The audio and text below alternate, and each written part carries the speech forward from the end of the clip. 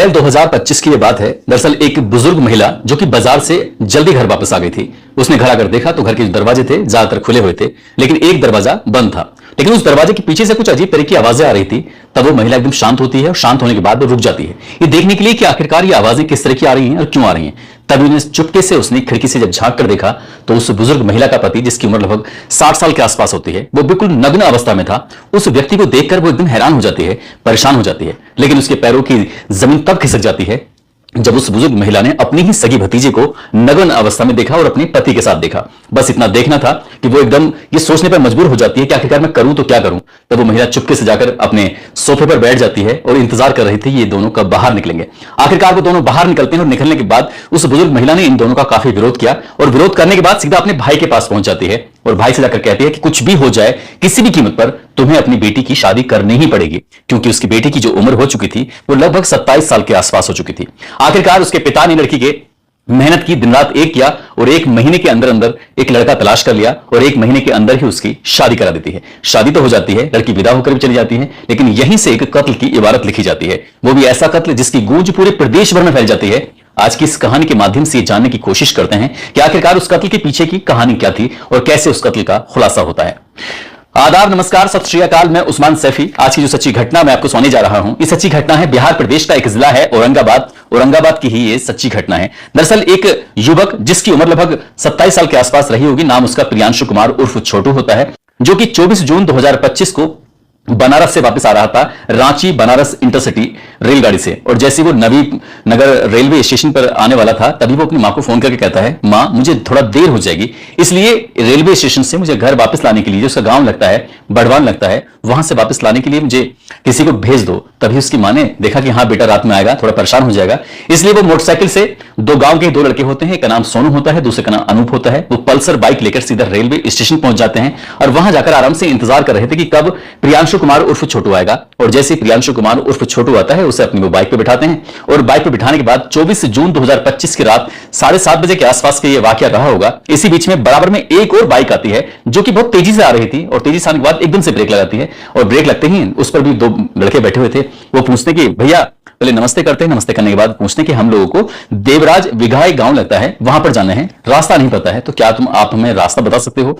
जैसे ही बाइक सवार ने यहां पर इन 3 लड़कों से, जिस 3 लड़कों में प्रियांशु होता है, सोनू और अनूप होता है, इनसे पूछा जाता है कि हमें देवराज बिघा जाना है, तो वो कहते हैं कि आप परेशान मत होइए, यहां से थोड़ा सा आगे चलेंगे तो 2 किलोमीटर दूर है, आराम से आप पहुंच जाना, 2 किलोमीटर की बात है। जैसे ये गाड़ी, पहली वाली तो रुकी गई थी रास्ता पूछने के लिए, दूसरी वाली भी गाड़ी रुक जाती है रास्ता बताने के लिए, और जैसे रास्ता बताने वाली बात आती है, इसके बाद एक के बाद एक 7 या 8 गोलियां चलती हैं और जैसी गोली चलती हैं तुरंत ही ये गोली लग जाती हैं प्रियांशु कुमार उर्फ छोटू को, गोली लग जाती हैं। उसके बाद यहां से वो भाग जाते हैं, जो गोली मारने वाले थे, और यहां से भाग जाते हैं। अब ये सोनू और अनूप की समझ नहीं पा रहे थे कि आखिरकार करे तो क्या करें, क्योंकि उन्होंने काफी चीखे चिल्लाए, शोर मचाया, आसपास के लोग भी आते हैं। ऐसी स्थिति में बस तत्काल प्रभाव से उस प्रियांशु को यहां से उठाते हैं, नवीनगर में ही एक मगध मल्टी स्पेशलिटी हॉस्पिटल होता है, वहां लेकर जाते हैं। कहते हैं कि हम लोग ऐसी तरह से वहां से आ रहे थे और एकदम से अचानक ही बाइक सवार ने रास्ता पूछा और उन्होंने तुरंत ही गोली चला दी। सब हमारी मदद कर दीजिए, हमारे भैया का इलाज कर दीजिए।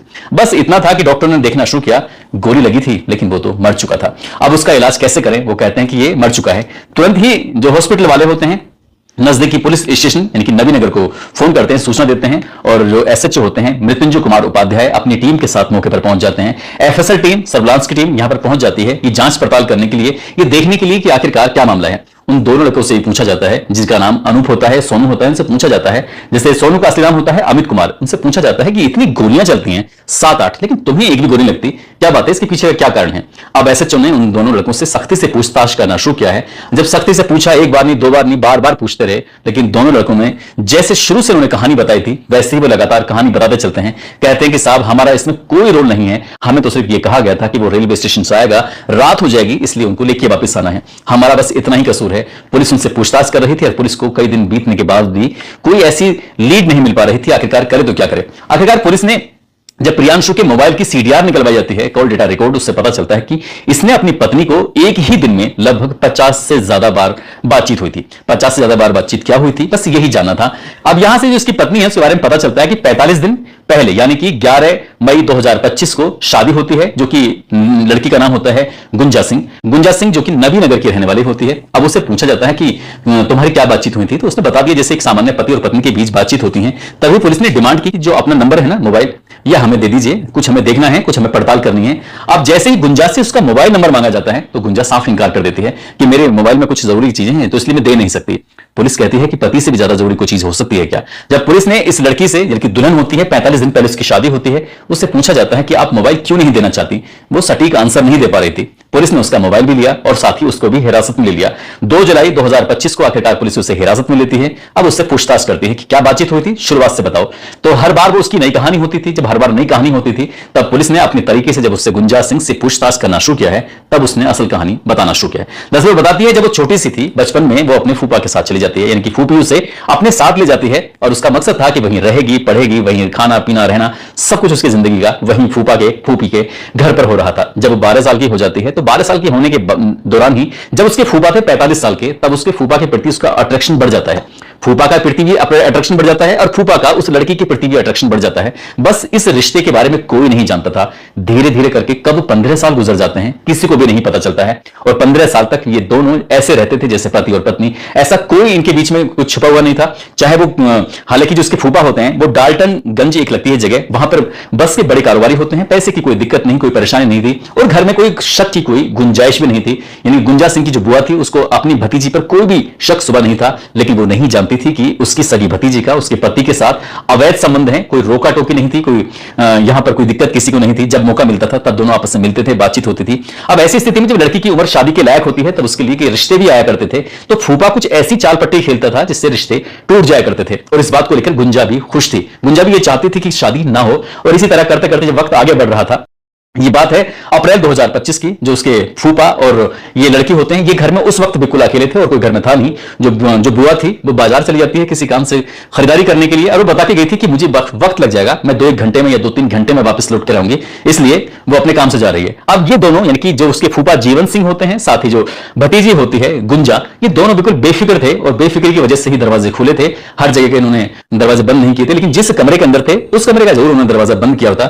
इसके बाद दोनों आपत्तिजनक स्थिति में थे, बिल्कुल नग्न अवस्था में थे और अचानक से बुआ की एंट्री हो जाती है। जैसी बुआ की एंट्री होती है, बुआ को घर के उस दरवाजे के पीछे से कुछ अजीब तरह की आवाजें आ रही थी। बुआ ने जब ये जानने की कोशिश की कि आखिरकार ये आवाज क्यों आ रही है, कहां से आ रही है, तब उसने अपने ही पति को नग्न अवस्था में देखा। तब उसने अपनी ही भतीजी को अपने पति के साथ नग्न अवस्था में देखा, दोनों को शारीरिक संबंध बनाते हुए देखा। जब ने इसके बारे में बात करने की कोशिश की तो पता चलता है कि पिछले 15 साल से ये सब ऐसे ही चल रहा था और बुआ बिल्कुल अंधेरे में थी, उसको कोई जानकारी नहीं थी। आखिरकार बुआ अपने भाई के पास जाती है और जाकर कहती है कि किसी भी कीमत पर गुंजा की शादी करनी है और शादी के लिए तुम्हें लड़का ढूंढना है, अब चाहे कुछ भी हो जाए। क्योंकि बहन ने जब अपने भाई से एक पूरी कहानी ऐसी सुनाई तो भाई को भी लगा कि हाँ अब शायद बहुत पानी सर से ऊपर जा चुका है और समाज में किसी को ये बात पता चलेगी तो इसमें रिश्ते की बहुत ज्यादा बदनामी होगी। लड़की गुंजा सिंह को पूरी तरह से तैयार किया जाता है कि वो विरोध ना करे, हालांकि वो शादी नहीं करना चाहती थी, लेकिन बार बार उसका जो फूफा था जीवन सिंह वो एक बात कहता था कि अगर तुमने किसी से शादी की तो वो उसे जान से मरवा देगा। अब ऐसी स्थिति में गुंजा ने अपने फूफा को समझाया बुझाया, उसने कहा बिल्कुल परेशान होने की जरूरत नहीं है, कोई ना कोई रास्ता खोज लेंगे। समाज के डर से, पिता के डर से आखिरकार गुंजा शादी के लिए तैयार हो जाती है।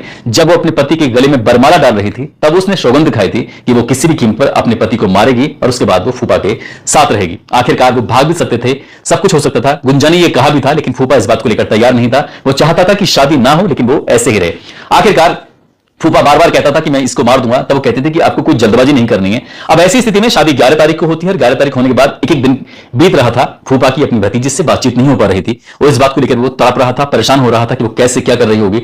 पता चलता है कि अगले 10 या 11 दिन तक उस घर में बहुत सारे मेहमान थे, आ रहे थे, जा रहे थे। ऐसी स्थिति में गुंजा को अपने उस प्रेमी से जो फूफा था, जो 60 साल का बुजुर्ग आदमी था, उससे बातचीत करने का अवसर नहीं मिल पा रहा था। और इसी बीच में ये प्लान करते हैं 20 मई 2025 के बाद में जिनकी बातचीत नॉर्मल होना शुरू हो जाती है, तभी वो कहता है कि इनको मारना है और मारने के लिए पूरी प्लानिंग हो जाती है। प्लानिंग के लिए एक झारखंड की एक जगह लगती है, जिला लगता है गढ़वा, गढ़वा का ही एक कांडी जगह लगती है और कांडी का ही एक गांव लगता है थाना क्षेत्र का रामाबांध दुर्वा। वहां के रहने वाले 2 लड़के होते हैं, एक का नाम जयशंकर चौबे होता है, एक का नाम मुकेश शर्मा होता है। इनकी व्यवस्था की जाती है, यानी कि ये शूटर होते हैं और जो जीवन सिंह होता है इनकी व्यवस्था करता है।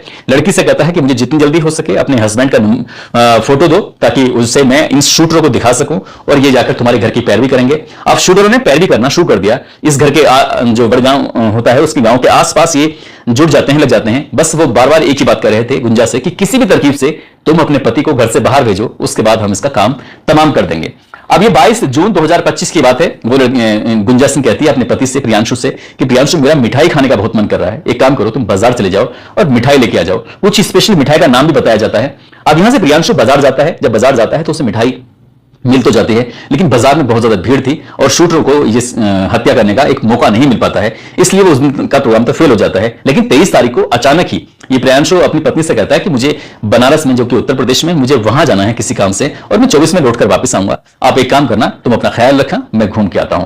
जब ये वाली बात आती है, वो 23 को जाता है, 24 को जब वापस लौट कर आ रहा था तो पत्नी बार बार पूछ रही थी, आप कहां पहुंचे, आप क्या कर रहे हो, आप क्या नहीं कर रहे हो। इसी तरह से करते करते लगातार फोन पे बातचीत चल रही थी और बातचीत होने के दौरान ही वो तम पल पल की लोकेशन भेज रही थी। जैसे वो नवीनगर रेलवे स्टेशन पर पहुंचता है तो शार्प शूटर जो थे, गोली चलाने वाले थे, वो पहले से ही रेलवे स्टेशन पर मौजूद थे, लेकिन वहां उन्हें मौका नहीं मिल पाता।